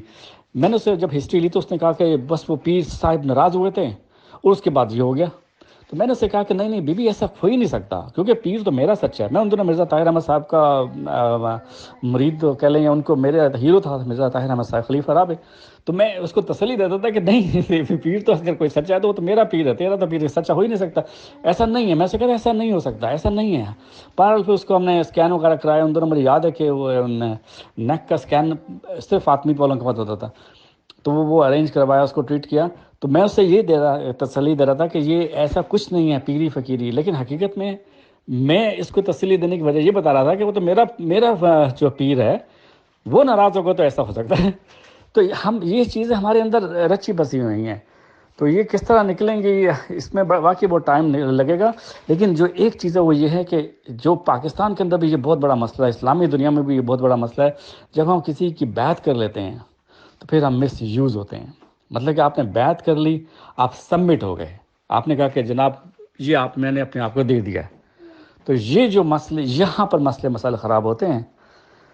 تو اب یہاں پر بیعت کتنی ضروری ہے یا نہیں ہے یہ ایک الگ ٹاپک ہے، تو اس کے اوپر جو ہے کوئی عالم دینی زیادہ اچھے بحث کر سکتا ہے۔ محترم جی، ایک اور ممبر نے اظہار خیال کیا ہے، انہوں نے فرمایا ہے کہ چیزیں کھل کر نہیں بتائی گئیں اور اس کا خمیازہ عام مسلمان یا احمدی کو بھگتنا پڑا۔ اگر تمام چیزیں کھل کر بتا دی جاتی تو کیا عام انسان بیچارہ قید سے شروع سے ہی نجات پا جاتا؟ ایسے راز کا کیا فائدہ جو انسان کی زندگی سے ہی کھلواڑ شروع کر دے؟ یہ راز جو اللہ تعالیٰ دیتا ہے وہ تو راز اللہ دیتا ہے نا، وہ تو نہیں کھلتے۔ مثال کے طور پر مرزا صاحب کو اللہ نے ایک مبشر وجود کی خبر دی، اس کو آپ نے مسلم موت کا نام دیا، وہ آپ اپنی اولاد میں ڈھونڈتے رہے۔ اب بندہ پوچھے کہ بھائی آپ خود دعوے دار ہو امام مہدی کے، خود دعوے دار ہو مسیح عیسیٰ ابن مریم کے، تو ڈھونڈ رہے ہو آپ مسلم موت کو، تو اس نے اصلاح آپ کی کیا صحابہ کی کرنی تھی؟ اب دیکھیں نا، یہ راز تو نہیں کھلا. تو احمدیوں کے اوپر بیچارے اوپر کیا راز کھلنے تھے ان پیشن گوئیوں کے؟ ان کو تو آج تک نہیں پتا چلا کہ ان پیشن گوئی میں کیا چیز ہے. حقیقت تو یہ کہ مرزا صاحب عیسیٰ ابن مریم تھے ہی نہیں. وہ تو ابن مریم تھے ہی نہیں. وہ تو ابن مریم کی خوشخبری لانے والا شخص تھا جس نے اگلے زمانے میں آنا تھا. تو یہ ایک بڑا دلچسپ اور بڑا زبردست ٹاپک ہے، لیکن مسئلہ یہ ہے کہ اس کو کون سمجھے گا اور کیسے سمجھایا جائے. حقیقت خرافات میں کھو گئی، یہ امت روایات میں کھو گئی. محترم چودھری صاحب علمی ڈسکشنز کر رہے ہیں آپ بھی اور مغل میم بھی، اور ظاہر سی بات ہے کہ ہم تو سب سے کم علم ممبر ہیں سر. بٹ ایک سماجک سوال اٹھ رہا ہے آج کل گروپ میں. عطیہ میم کافی بات چیت اپنی رکھ رہے ہیں اور انہوں نے بتایا کہ ایک طرح سے کچھ بھی لفظ اس کو استعمال کریں گے کہ جو بھی حالات ہوئے، بہرحال انہیں 3 شادیوں کو فیس کرنا پڑا. تو خیر، اب کچھ احمدیز ممبرس نے آج یہ اعتراض اٹھایا تھا کہ یہ تو سب باتیں غلط بولتی ہیں عطیہ میم، اور ان کا کہنا یہ ہے کہ عطیہ میم کو کبھی طلاق خدا نخواستہ، مجھے کہتے ہوئے بھی یہ لفظ اچھا نہیں لگتا، نہیں ہوئی، بلکہ انہوں نے خلا لیا ہے. اور اگر کوئی عورت اپنی مرضی سے ہسبینڈ کو چھوڑتی ہے یا خلا لیتی ہے تو اس کا تو کوئی مہر بنتا ہی نہیں ہے. تب میرے دماغ میں عجیب و غریب سی فیلنگ ہوئی، کیونکہ مجھے مذہب اسلام کی تو معلومات ہے، اور قرآن شریف بھی یہ کہتا ہے کہ مہر جو ہے، رقم، یہ خصوصی حق ہوتا ہے لیڈی کا یا وائف کا، اور وہ اسے ہر حال میں دینا ہی دینا ہے. کیا آپ کو اس ریگارڈنگ جانکاری ہے سر؟ بھلے یہ ٹاپک نہیں ہے، بٹ ماشاءاللہ ایک علمی پرسن ہیں آپ. اگر آپ کو جانکاری ہے تو بتائیں کہ مذہب اسلام کیا کہتا ہے اور احمدی نظام اس ریگارڈنگ کیا کہتا ہے، پھر میں اپنی معلومات شیئر کرتا ہوں. شکریہ. جی فیصل بھائی، واقعی یہ تو فقہ کا سوال ہے، تو مجھے بہت زیادہ علم اس سلسلے میں نہیں ہے، لیکن میرے خیال سے جو عورتیں خلا لیتی ہیں تو مجھے ٹو بی آنیسٹ اس میں کوئی علم نہیں ہے. جماعت کی جو پالیسی ہے وہ یہ ہوتی ہے کہ 10,000 پاؤنڈ جب ان کا جو ہے اسٹینڈرڈ ہے وہ رکھا جاتا ہے، تاکہ جو ہے، کیونکہ اس میں کافی زیادہ مس یوز ہو رہا تھا، لوگ شادیوں کا مس یوز کر رہے تھے، تو انہوں نے 10,000 پاؤنڈ حق مہر رکھا. تو اس کے اوپر بعض لوگوں نے اعتراض کیا تھا کہ حق مہر جو ہے 10,000 پاؤنڈ کیوں رکھا گیا ہے. تو جو خاتون کو ملتا ہے جب وہ طلاق لیتی ہے یا خلا لیتی ہے، اب یہ مجھے نہیں علم کہ خلا کے بعد ہے یا طلاق کے بعد ہے یا مرد کی طرف سے ہے. تو یہ ایسا میرے خیال سے جہاں تک مجھے اس کا ایکسپیرینس ہے وہ یہ ہے کہ جب عورت خلا لے تو آپ نے حق مہر اس کو دینا ہوتا ہے. تو جہاں تک میں سمجھتا ہوں تو یہ بات درست ہے کہ جی حق مہر جو ہے وہ خاتون ان کو ملے گا، خواہ وہ خلا بھی لے. لیکن میں اس سلسلے میں کوئی اوپینین نہیں دینا چاہتا، کیونکہ مجھے اس سلسلے میں زیادہ علم نہیں ہے. ایک ممبر نے ہمیں جماعت احمدیہ کی فقہ کے متعلق بتایا ہے کہ جماعت میں مہر اگر طلاق ہو تو پورا ملتا ہے، اگر خلا ہو تو آدھا ملتا ہے. یہ جماعت احمدیہ کا قانون ہے. ویسے تو خلا کی صورت میں بھی پورا ہی ملنا چاہیے، مگر مذہب میں عورت اسیر ہی تو ہے. محترم ایم چودھری صاحب، اصل میں کچھ بات تو نکل ہی کے سامنے آ جاتی ہے. اب آپ نے 10,000 پاؤنڈ کی بتائی تو میں سمجھتا ہوں کہ ہمارے انڈیا پاکستان سے اس کو جوڑنے لگیں گے تو پھر تو بہت بڑی رقم بن جائے گی، اور یہ بھی کم سے کم جو تعلیمات ہم نے حاصل کی ہے مذہب اسلام کی اس کے تو بہت اگینسٹ جاتی ہے یہ بات. ہمارے سائٹس میں یا ہمارے یہاں تو یہ بتایا جاتا ہے کہ مہر فاطمی ہوتی ہیں، یا پتہ نہیں کچھ کہتا جاتا ہے. مطلب آج کی تاریخ میں بھی شاید ہارڈلی 15-20 ہزار روپے وہ بنتے ہوں گے، if I am not wrong. کچھ چاندی وغیرہ کا ہے کہ اتنی چاندی بنتی ہے. تو ظاہر سی بات ہے کہ اتنا پریشر بھی نہیں ہونا چاہیے کسی آدمی کے دماغ پہ، خدا نخواستہ وہ اس پریشر کے نیچے ہی دب جائے، کیونکہ یہ تو رشتہ ہے ہی پیار محبت اور اس کا. بٹ خیر، ابھی تک مجھے جانکاری یہ مل رہی ہے کہ قرآن شریف کی کلیئر کٹ تعلیم ہے کہ جو مہر ہے وہ عورت کو ہر حال میں دینا ہے، ہر حال میں دینا ہے. اور احمدیز کے ریگارڈنگ مجھے جانکاری یہ کلیکٹ ہو پائی ہے اب تک کہ ان لوگوں نے اپنا سسٹم یہ بنا لیا ہے کہ اگر عورت خلا کرے گی یا خلا لے گی تو اسے کوئی مہر نہیں دینا، اور اگر مہر کا کچھ حصہ دے بھی چکے ہیں تو وہ بھی واپس لینا ہے. بہرحال میں تحقیقات کر رہا ہوں انشاءاللہ اس ریگارڈنگ مذہب اسلام یا محمدیز لوگوں سے بھی ثبوت اکٹھے کر کے، اور ان لوگوں کی باتیں بھی میں پھر انشاءاللہ لگا دوں گا. بہرحال آپ نے جو جانکاری دی اس کے لیے شکریہ، جزاک اللہ. جی یہ بالکل درست ہے. ویسے تو سارے مذاہب میں ہی عورت اسیر ہے بیچاری، صرف اب نہیں، بلکہ حقیقت یہ ہے کہ سوسائٹیز کے اندر بھی عورت اسیر ہے. یہاں پر بھی انگلینڈ میں بھی جو ہے ہمیں اکثر یہ چیزیں سننے کو ملتی ہیں کہ جی فلانی عورت کو جو ہے فلانی پوسٹ پر اس کی سیلری کم ہے، اس کے کاؤنٹر مرد کے حوالے سے. تو ویسٹ نے اصل میں بات یہ کہ ویسٹ نے جو ہے نا وقت کے ساتھ ساتھ ساتھ ساتھ عورتوں کو حقوق دیے ہیں، اور اب ویسٹ عورت کو اتنے حقوق دیتا ہے جتنے سارے مذاہب مل کر بھی نہیں دیتے.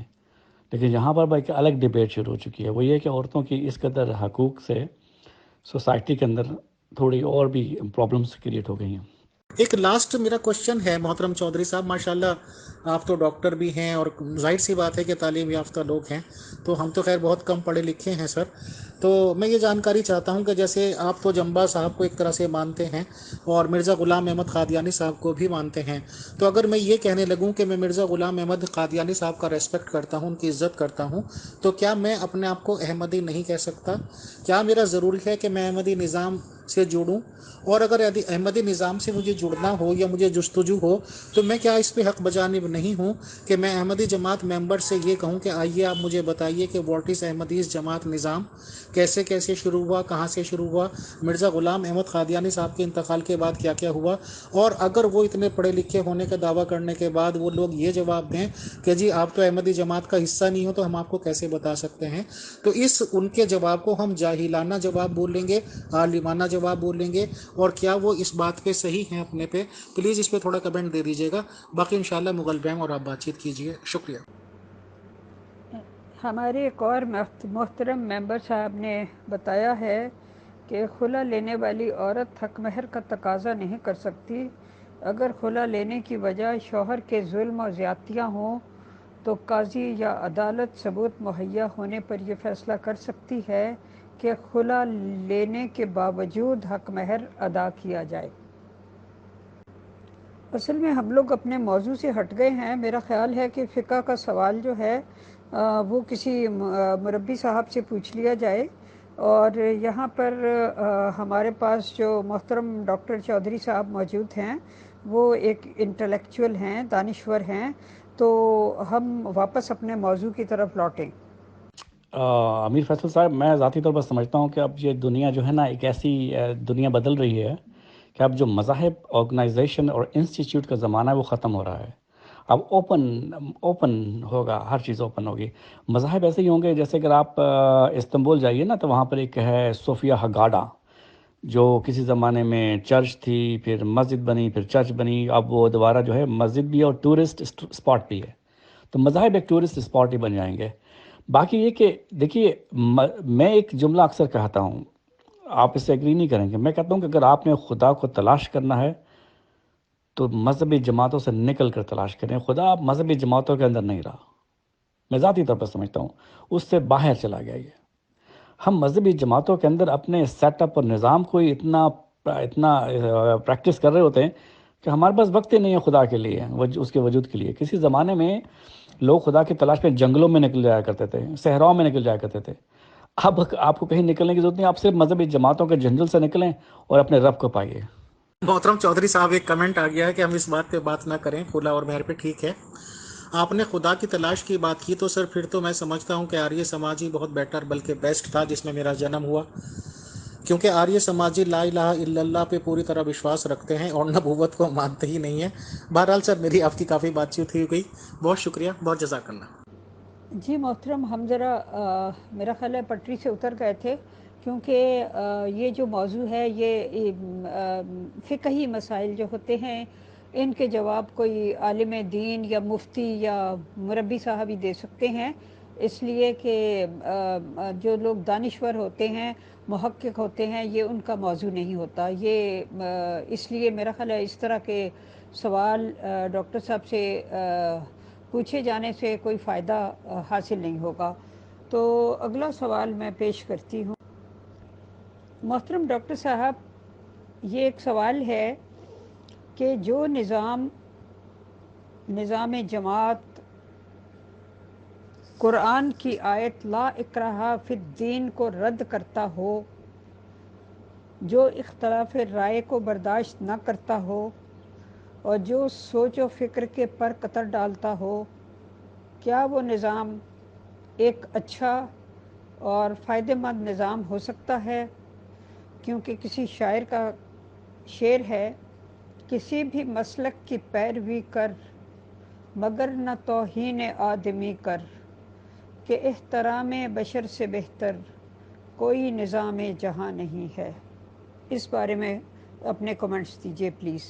دیکھیے، سب سے اسلام کی جو سب سے بڑی جو خوبصورتی ہے جسے میں سمجھتا ہوں وہ یہ ہے کہ آپ اسلام کو، دین اسلام، میں دین کی بات کر رہا ہوں، اس کو آپ ایک کلٹ میں کنورٹ نہیں کر سکتے. یہ اس قدر وسیع ہے، اس قدر ایک سمندر ہے، اس کو آپ کوزے میں بند نہیں کر سکتے. تو جب بھی آپ کسی بھی ایسے نظام، میں یہاں پر ایک چھوٹی سی مثال دیتا ہوں. دیکھیے 1940 میں انگلینڈ میں ایوریج عمر جو تھی وہ 45 سال 50 سال سے زیادہ نہیں تھی. یہاں پر بیماریاں آتی تھی، یلو فیور تک افریقہ سے آتا تھا، یہاں پر مڈل لنڈن مار کے چلا جاتا تھا. بلیک ڈیتھ میں اتنے لاکھوں لوگ مر گئے، اتنی یہاں پر بیماری، ٹی بی سے بندے مرتے تھے، ملیریا تک یہاں پر آ ہوتا تھا. انہوں نے کیا کیا، انہوں نے اس کے علاوہ دوسری بیماریاں بہت ہیں. انہوں نے 1940 کے بعد، سیکنڈ ورلڈ وار کے بعد ایک نظام تشکیل دیا، ہیلتھ کا نظام، جسے کہتے ہیں نیشنل ہیلتھ سروس، جسے ملکہ کا تاج کہا جاتا ہے. اس نیشنل ہیلتھ سروس کو بنانے کا مقصد کیا تھا؟ پورا انہوں نے کیا کیا کہ یہاں پر لنگر ہوتے تھے، کنگ جارج ہاسپٹل یا سینٹ میریز ہاسپٹل، مختلف لنگر کے انداز کے ہاسپٹل کھلے ہوئے تھے، چیریٹی ہاسپٹل. انہوں نے ان کو سب کو ملا کر مربوط کر ایک سسٹم کریٹ کیا، اسے نیشنل ہیلتھ سروس کہتے ہیں.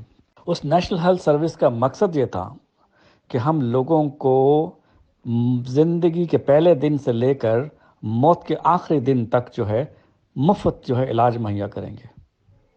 یہ اس کا مقصد تھا. اور اس کا مقصد یہ تھا کہ تاکہ لوگوں کی صحت اچھی ہو، فزیکل ہیلتھ اچھی ہو، مینٹل ہیلتھ اچھی ہو، لوگوں کی عمریں لمبی ہوں، بیماریاں کم ہوں، اور لوگ زیادہ سے زیادہ جو ہے اچھی کوالٹی آف لائف انجوائے کریں.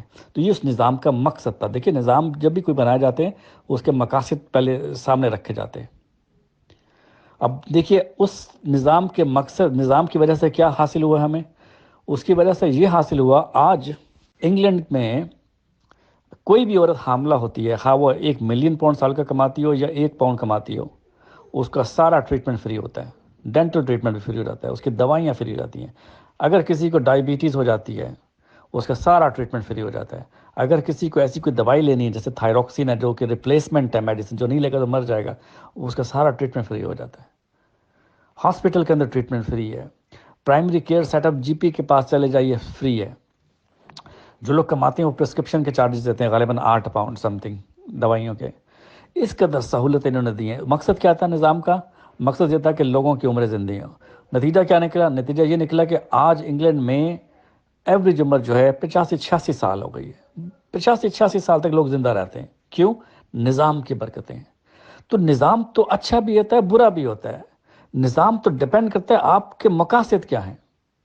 وہی نظام جو جماعت احمدیہ کے پاس ہے، اگر اس کا پازیٹیو استعمال کیا جاتا تو آج جماعت احمدیہ کے ہر حلقے میں ایک عبدالسلام بیٹھا ہوا ہوتا.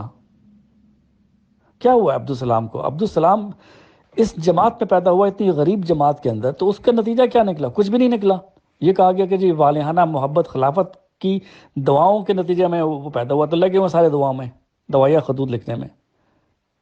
دیکھیں نا، اگر ہم اپنے نظام کے ذریعے اس کو پازیٹیو یوز کرتے تو آج تو ہم مسلمانوں کو کہتے ہیں کہ جی انہوں نے جی سلام کو ضائع کر دیا. سلام کو تو ادھر بھی ضائع کر دیا، کیونکہ نظام کا مقصد ہی یہ نہیں ہے کہ ایسے لوگوں کو گروم کیا جائے جو دنیا کے اندر آئیں، بلکہ اس کا مقصد یہی ہے کہ اطاعت کی جائے، لوگوں کے قد کو جو ہے ایک خاص لیول تک رکھا جائے. خلافت کے علاوہ کسی کو فوکل پوائنٹ یا ہیرو نہیں بننا دیا جائے. تو آج اس کے سامنے، آپ کے سامنے نتائج سارے بکھرے پڑے ہوئے ہیں. اب جو نیشنل ہیلتھ سروس کا جو یہاں پر ویلفیئر سسٹم بنے ہیں، ان ویلفیئر سسٹمز کا مقصد لوگوں کی جسمانی صحت کو لک آفٹر کرنا، یہ بالکل کامیاب ہے. لوگوں کی ذہنی صحت کو لک آفٹر کرنا، یہ بالکل کامیاب ہے. لوگوں کی روحانی صحت کا یہاں پر ذکر نہیں ہے. انہوں نے روحانیت کو اٹھا کے باہر پھینک دیا. یہاں پر ہمیں اس چیز کی کمی ہمیں نظر آتی ہے بڑی شدت کے ساتھ، کیونکہ یہ لوگ روحانیت کے اوپر یقین نہیں رکھتے. تو یہاں پر اس کی کمی ہے.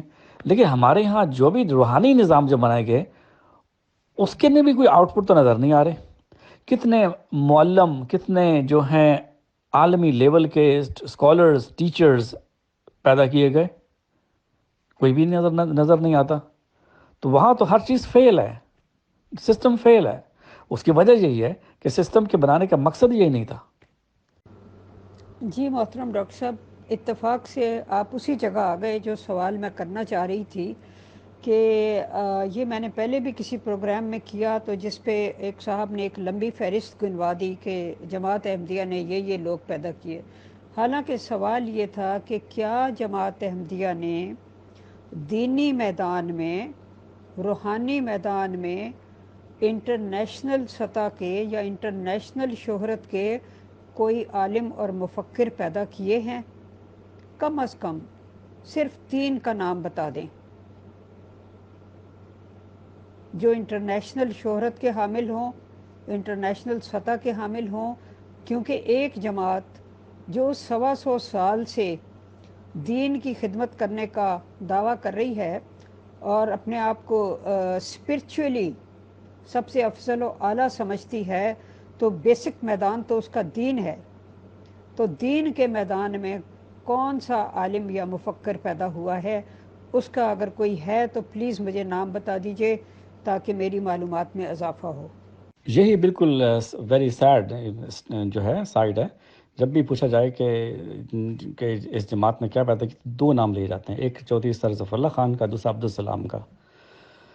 تو چودھری ظفر اللہ خان جو تھے وہ تو اس باپ کے بیٹے تھے، وہ اتنے امیر بندہ تھا، ان کے لیول کے لوگ یہیں تک ہی پہنچتے ہیں۔ دیکھیے انگلینڈ میں اس وقت جب بورس جانسن ہے پرائم منسٹر، اسے کوئی نہیں کہتا کہ یہ بڑا عظیم آدمی ہے، بورس جانسن پریزیڈنٹ بن گیا، کہتے ہیں اس کے جن اسکولوں میں وہ پڑھا لکھا ہے ان میں تو غریب بندہ تو جا ہی نہیں سکتا، جہاں کی جو کوارٹرلی فیس جو ہے ہزاروں 30 40 ہزار پاؤنڈ ہوتی ہے، تو وہ تو یہیں تک پہنچیں گا نا۔ اب ایچ ایس این کے بندے جو ہیں پاکستان کی اسمبلیوں میں پڑے ہوئے ہیں، مزہ تو وہ ہے کہ جب ٹاٹ کے اسکول کا بندہ جو ہے کوئی بنے، جیسے عبدالسلام بے شک وہ ہیرو ہے، وہ زبردست بندہ ہے۔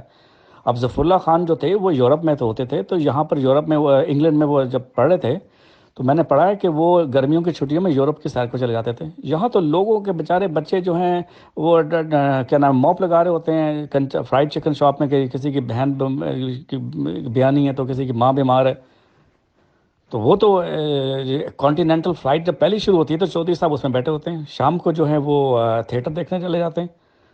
دیکھیں نا اس زمانے میں وہ انگریزوں کے ریلوے منسٹر تھے 1940 سے پہلے، تو اس جیسے قد کا بندہ اس مقام تک پہنچتا ہے، اگر ورلڈ کورٹ کا جسٹس بن جاتا ہے یا پاکستان کا، تو اس میں کوئی بڑی بات ہی نہیں ہے، کوئی بڑی بات ہی نہیں ہے، وہ یہیں تک تو جائے گا۔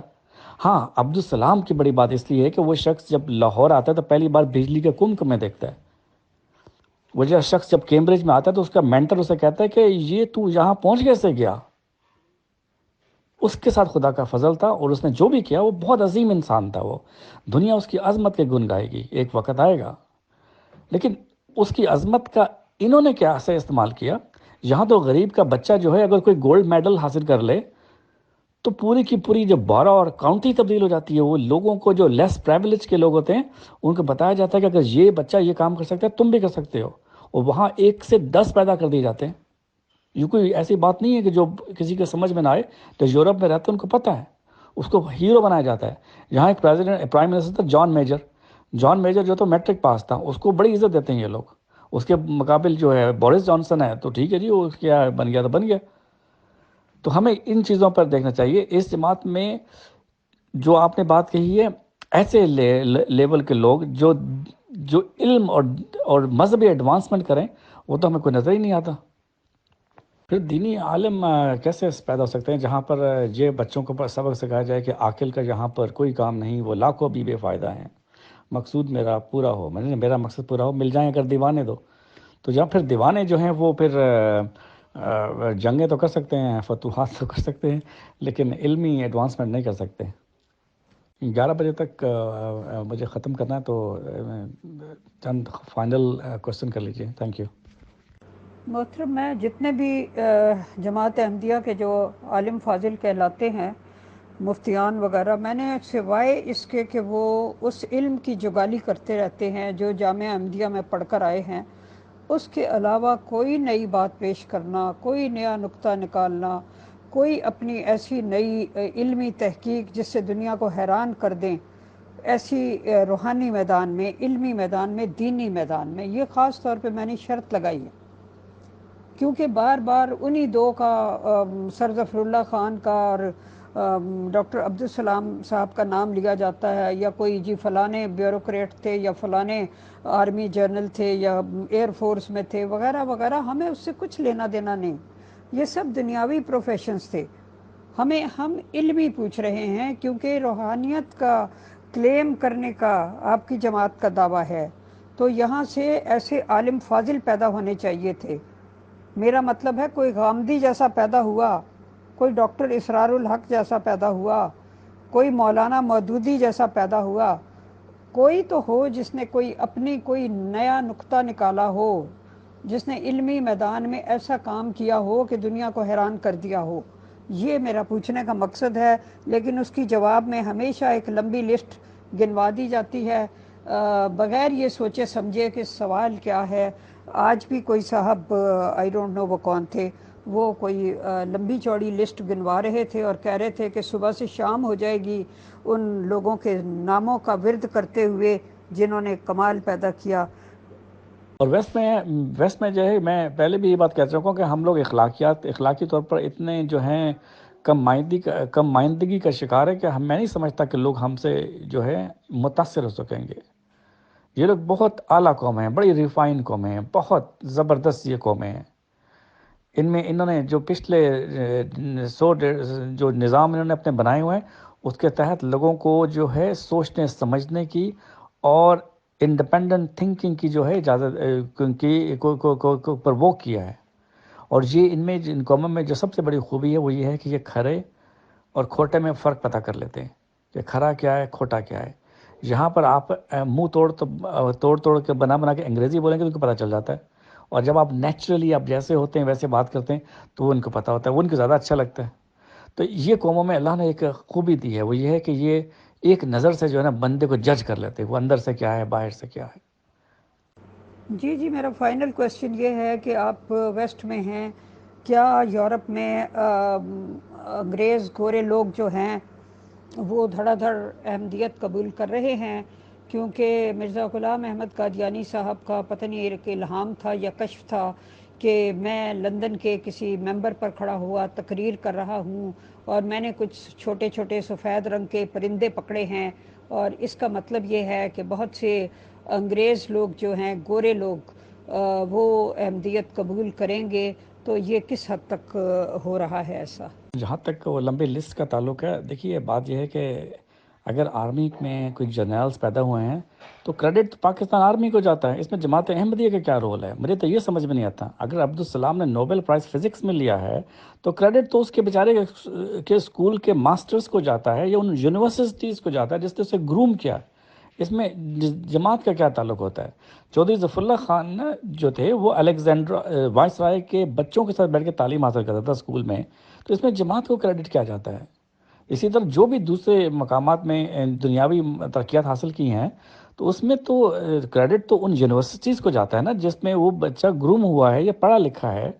اس میں جماعت کا کیا رول ہے؟ ہاں، جماعت کا رول اس وقت ہو سکتا ہے جب کسی غریب کا بچہ جو ہے یہ جماعت پک کرے اور اسے کہے کہ تم بہت انٹیلیجنٹ بچے ہو، اور ہمارے شعبہ تعلیم نے ہمیں بتایا ہے کہ تم تو بہت انٹیلیجنٹ بچہ ہے، اور ہم تمہیں جو ہے انگلینڈ لے کر آئیں گے اور وہاں پر تمہیں آکسفورڈ میں تعلیم دلائیں گے، تمہارے خرچے پورے کریں گے۔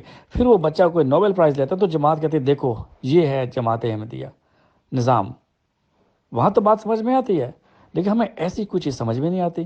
یہاں تو اگر جو ہے صرف اور صرف سیٹل کروایا جاتا ہے تو اسائلم کروائی جاتی ہے اور لیٹر دے دیا جاتا ہے، کہتے ہیں دیکھو جی تمہیں اسائلم ملی، جماعت لیٹر دی وجہ نال، ٹھیک ہے جی بالکل جی لیٹر دی وجہ نال ملی ہے تو بس اسائلم ہی کروا رہی ہے۔ یہاں یہ کریڈٹ لے سکتی ہے جی لیٹر کی وجہ سے اسائلم مل گئی ہے۔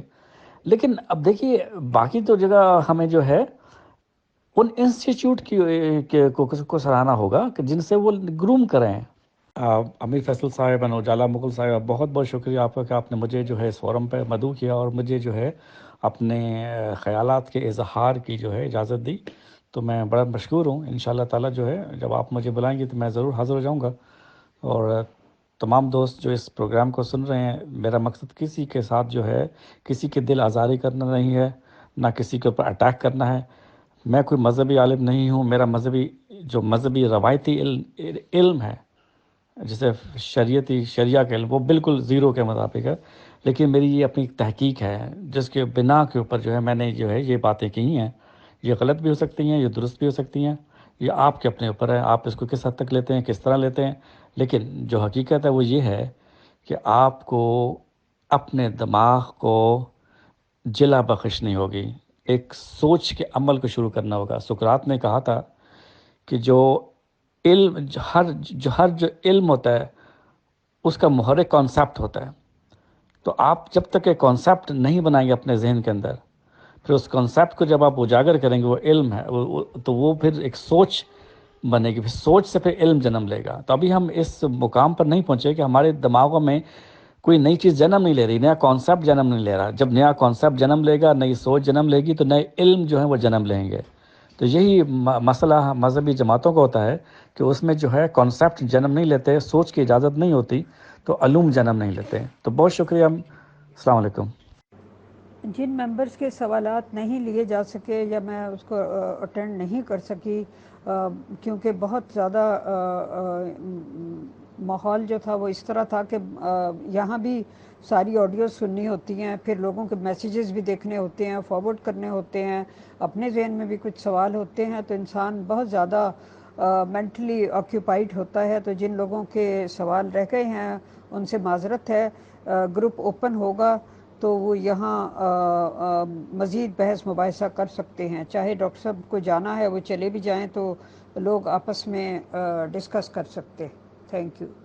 بہت بہت شکریہ، بہت جزاک اللہ محترم ڈاکٹر ایم چودھری صاحب کہ آپ نے اپنے بیزی شیڈول میں سے اتنا ٹائم نکالا. اور ہماری خواہش ہمیشہ سے ہی رہتی ہے کہ ممبرس بھی آپ کو بہت زیادہ پسند کرتے ہیں سر. تو آپ جب کبھی بھی آپ کے پاس ٹائم اویلیبل ہو تو پلیز ایک میسج دے دیا کیجیے گا، تو ہم آپ کے احسان مند ہوں گے تاکہ ہم آپ کا پروگرام رکھ سکیں. شکریہ، جزاک اللہ. جی محترم ڈاکٹر صاحب، آپ تشریف لائے، آپ نے ہمیں اتنا ٹائم دیا، اس کے لیے تہہ دل سے میں آپ کی مشکور ہوں.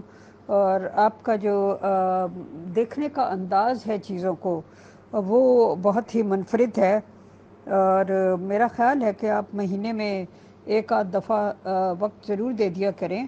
کسی بھی ٹاپک پہ آپ کے ساتھ بات کی جا سکتی ہے اور آپ کے ساتھ علمی گفتگو جو ہے وہ بہت دلچسپ رہتی ہے. اس کی وجہ یہ ہے کہ آپ ایک اپنے اوریجنل نقطہ نگاہ سے چیزوں کو دیکھتے ہیں، اور کبھی بھی میں نے بنی بنائی باتوں کی جگالی آپ کے منہ سے نہیں سنی. تو اس لحاظ سے آپ سے گفتگو دلچسپ رہتی ہے. تو I am really thankful to you. اور آپ سے انشاءاللہ آئندہ بھی گفتگو رہے گی. بہت سے لوگ اور بھی آپ سے سوال کرنا چاہتے ہیں، لیکن آپ نے بتایا کہ اب آپ کو جانا ہے، تو ٹھیک ہے، انشاءاللہ دوبارہ آپ سے ملاقات رہے گی. Thank you very much. السلام علیکم ورحمۃ اللہ وبرکاتہ to all dear group members of pure discussion group.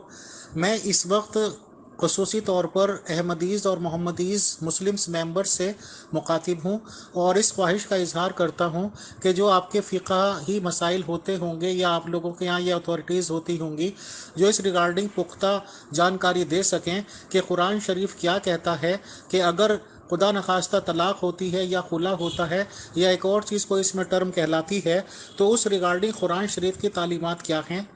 Plus جو یہ محمدیز لوگ ہیں، یعنی کہ جو مرزا صاحب کو نبی نہیں مانتے، وہ لوگ کیا تعلیمات دیتے ہیں اپنے سماج میں.